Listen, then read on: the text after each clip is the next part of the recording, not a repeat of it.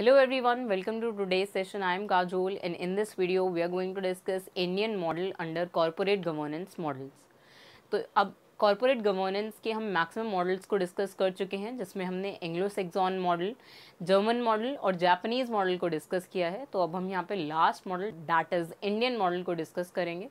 So before that, if you are preparing for UGC NET Commerce, PGT Commerce or for Delhi University examination, then these videos are useful for you. And if you want to know more about our courses, then you can contact with the given number or you can download the Vishnu Economic School app.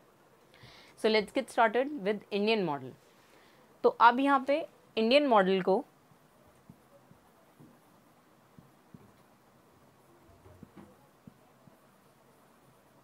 Hybrid model भी बोल सकते हैं और hybrid of Anglo Saxon model है ये, जो हमने पहले देखा था कि यहाँ पे एंग्लो सैक्सन मॉडल में यूजुअली कॉमनवेल्थ कंट्रीज़ जो हैं वो ये मॉडल अडॉप्ट करती हैं। तो यहाँ पे अब इंडियन मॉडल जो है वहाँ पे एंग्लो सैक्सन मॉडल के जो फीचर्स हैं वो भी यहाँ पे कंटेन करता है, लेकिन यहाँ पे कुछ एडिशनल फीचर्स हैं जो यहाँ पे इंडियन मॉडल को सेपरेट करती हैं। इसीलिए हम यहाँ पे सेपरेटली पढ़ रहे हैं इंडियन मॉडल को, क्योंकि अब ये एंग्लो सैक्सन मॉडल के फीचर्स भी कंटेन करता है और कुछ यहाँ पे डिफरेंट फीचर्स भी हैं इंडियन मॉडल के स्पेसिफिकली। तो इसीलिए अब यहाँ पे इंडियन मॉडल को हाइब्रिड मॉडल भी बोल सकते हैं और ये hybrid of Anglo Saxon model है। तो अब यहाँ पे हम इंडियन मॉडल के फीचर्स को पहले डिस्कस करेंगे। तो अब फर्स्ट फीचर है यहाँ पे फैमिली डोमिनेंस। तो अब यही यहाँ पर सेपरेट फीचर है एंग्लो सैक्सन मॉडल से। अब फैमिली डोमिनेंस कैसे, क्योंकि यहाँ पे इंडिया के अंदर फैमिली डोमिनेटेड बिजनेसेस ही होते हैं। पहले फैमिली ही जो है वो पहले इंटरनली बिजनेस को फिनेंस करते हैं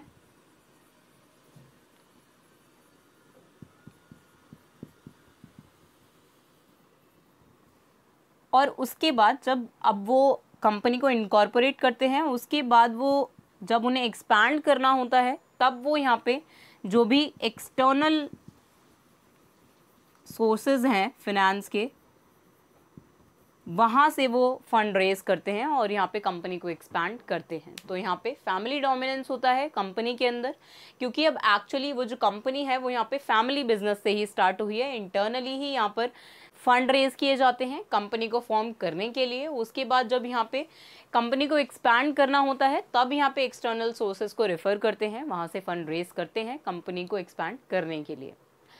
तो अब जब यहाँ पे फैमिली मेंबर्स ही जो है वो यहाँ पे कंपनी को ओन करेंगे, तो वहाँ पे डोमिनेंस इसीलिए होता है क्योंकि अब बोर्ड ऑफ डायरेक्टर्स जो है वहाँ पर भी फैमिली मेंबर्स होंगे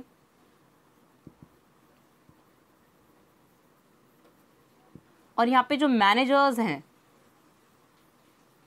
वहाँ पर भी फैमिली मेंबर्स हो सकते हैं। तो इसीलिए यहाँ पर इंडियन कंपनीज़ के अंदर फैमिली मेंबर्स की डोमिनेंस होती है। वहाँ पे वो बोर्ड ऑफ डायरेक्टर्स के भी मेंबर्स बनते हैं और यहाँ पे वो मैनेजमेंट का भी पार्ट बनते हैं। तो यहाँ पे 1/3 बिजनेसेस जो हैं, कंपनीज जो हैं इंडिया के अंदर, वो यहाँ पे फैमिली डोमिनेटेड हैं। यहाँ पे वो फैमिलीज़ ही यहाँ पे कंट्रोल करती हैं, प्रमोट करती हैं और मैनेज करती हैं कंपनी के ऑपरेशंस को। तो अब यहाँ पे इसीलिए जो मेजॉरिटी शेयर होल्डर्स होंगे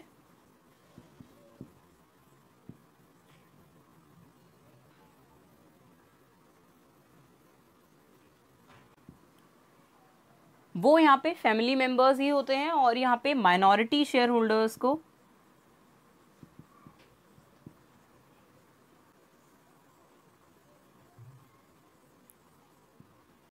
प्रेफरेंस नहीं दी जाती। वहाँ पे मेजॉरिटी शेयर होल्डर्स को ही प्रेफरेंस दी जाती है क्योंकि वही यहाँ पर फैमिली मेंबर्स होते हैं। तो इसीलिए यहाँ पर इंडियन मॉडल के अंदर फैमिली डोमिनेंस होता है कंपनीज़ के अंदर। सेकेंड फीचर है यहाँ पे no separate ownership and control. अब यहाँ पर जैसे हमने देखा कि अब यहाँ पे फैमिली ही उस बिज़नेस को रन कर रही है, ओन भी फैमिली ही कर रही है। तो इसीलिए अब यहाँ पे ओनरशिप के केस में हमने देखा था कि शेयर होल्डर्स जो हैं वो ओनर्स होते हैं कंपनी के और जो मैनेजर्स होते हैं वो यहाँ पे कंट्रोल का काम करते हैं कंपनी के अंदर। तो अब जब यहाँ पे हमने देखा कि फैमिली मेम्बर्स ही यहाँ पे बोर्ड ऑफ डायरेक्टर्स होंगे और यहाँ पे जो कंट्रोल है, मतलब जो मैनेजमेंट है वो भी यहाँ पे फैमिली मेंबर्स ही कर रहे हैं, तो इसीलिए यहाँ पर कोई भी सेपरेशन नहीं होता ओनरशिप और कंट्रोल के बीच में। तो इसीलिए यहाँ पे जो शेयर होल्डर्स हैं, मेजॉरिटी शेयर होल्डर्स, मतलब यहाँ पे जो ओनरशिप है वो भी फैमिली मेंबर्स के पास, और जब वो मैनेजमेंट में भी पार्टिसिपेट कर रहे हैं, जो डे टू डे ऑपरेशंस है कंपनी के, उसमें भी यहाँ पे फैमिली मेंबर्स का डायरेक्टली और इनडायरेक्टली डोमिनेंस है, वही यहाँ पर डिसीजन मेकिंग कर रहे हैं, कंट्रोल कर रहे हैं, तो इसीलिए यहाँ पर ओनरशिप और कंट्रोल में डिफरेंस नहीं होता, सेपरेशन नहीं होता। थर्ड है यहाँ पे role of banks and financial institution. अब फंड रेजिंग में जब यहाँ पे एक्सटर्नल सोर्सेज ऑफ फाइनेंस की बात हो रही है, तो यहाँ पे बैंक्स और फाइनेंशियल इंस्टीट्यूशंस जो हैं वो सिग्निफिकेंट रोल प्ले करते हैं इंडियन मॉडल के अंदर। नेक्स्ट है यहाँ पे वेल डेवलप्ड स्टॉक मार्केट। अब यहाँ पे क्योंकि हमने देखा कि यहाँ पे मेजॉरिटी शेयर होल्डर्स जो हैं वो फैमिली मेंबर्स हो सकते हैं, और यहाँ पर एक्सटर्नल सोर्सेज से भी फंड रेजिंग हो सकती है, तो वो यहाँ पे स्टॉक मार्केट में ही उन शेयर्स की ट्रेडिंग होती है, बाइंग एंड सेलिंग होती है, इसीलिए यहाँ पर इंडियन मॉडल के अंदर वेल डेवलप्ड स्टॉक मार्केट है। और नेक्स्ट है यहाँ पे यूनिटरी बोर्ड ऑफ डायरेक्टर, मतलब यहाँ पे एक ही बोर्ड होगा, यहाँ पे डुअल बोर्ड सिस्टम नहीं होता, यहाँ पे सिर्फ एग्जीक्यूटिव बोर्ड ही होता है यहाँ पर भी। तो अब यही सिमिलैरिटी है यहाँ पर एंग्लो सैक्सन मॉडल और इंडियन मॉडल के अंदर, कि अब हमने एंग्लो सैक्सन मॉडल में भी देखा था कि वहाँ पर यूनिटरी बोर्ड ऑफ डायरेक्टर होगा, वैसे ही यहाँ पे इंडियन मॉडल के अंदर भी यूनिटरी बोर्ड ऑफ डायरेक्टर होता है।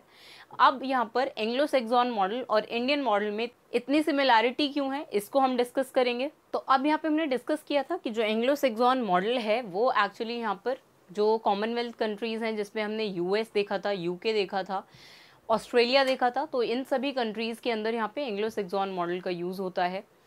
तो अब यहाँ पे जो इंडियन मॉडल है वो भी यहाँ पे इंस्पायर्ड है एंग्लो सैक्सन मॉडल से।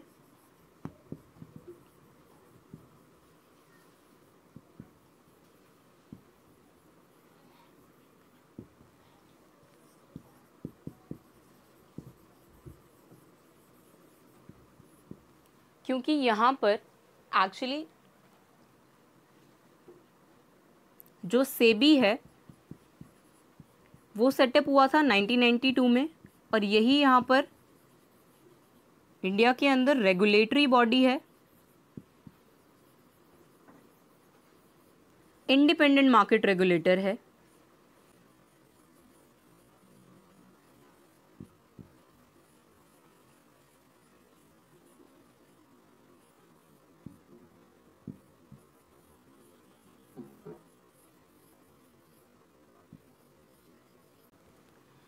तो इसीलिए यहाँ पर सेबी जो है उसको सेटअप किया गया 1992 में, और यहाँ पर सेबी ही जो है वो यहाँ पर इंडिपेंडेंट मार्केट रेगुलेटर है। पहले यहाँ पे गवर्नमेंट ही जो है वही मार्केट को रेगुलेट करती थी, पर यहाँ पे एक इंडिपेंडेंट बॉडी को फॉर्म किया गया 1992 में, और अब सेबी जो है वो यहाँ पे रेगुलेट करता है मार्केट को, ताकि वो यहाँ पे जो ट्रांसपेरेंसी है मार्केट के अंदर और जो डिस्क्लोजर है मटेरियल इन्फॉर्मेशन का, तो उसको यहाँ पे इंश्योर करने के लिए यहाँ पर सेबी को सेटअप किया गया था। तो अब यहाँ पे सेबी के अंडर जो है वो 3 कमिटीज़ जो हैं वो फॉर्म हुई थी, जिन्होंने यहाँ पे मैक्सिमम रिकमेंडेशन जो है वो दी है कॉरपोरेट गवर्नेंस में इंडियन मॉडल के अंदर। तो अब वो 3 कमिटीज़ थी,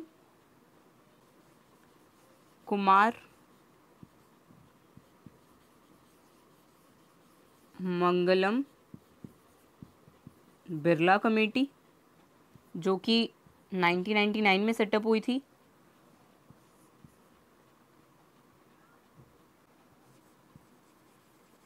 नारायण मूर्ति कमेटी,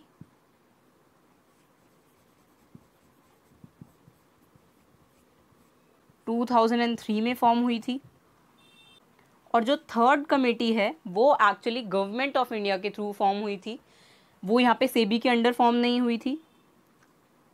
तो वो कमेटी थी नरेश चंद्र कमेटी, 2002। तो अब जो नरेश चंद्र कमेटी है ये यहाँ पे गवर्नमेंट ऑफ इंडिया के अंडर फॉर्म हुई थी। और बाकी ये जो 2 कमेटीज़ हैं, कुमार मंगलम बिरला कमेटी और नारायण मूर्ति कमेटी, ये यहाँ पर सेबी के अंडर सेटअप हुई थी। और यही 3 कमेटीज़ जो हैं वो यहाँ पे रिकमेंडेशन देती हैं कॉरपोरेट गवर्नेंस के लिए। तो अब यहाँ पे ये जो कमेटीज़ हैं, यहाँ पर जो मैक्सिमम रिकमेंडेशन है वो यहाँ पे इंस्पायर्ड है एक्चुअली यूके की कैडबरी कमेटी से और यूएस के सार्बेन्स एंड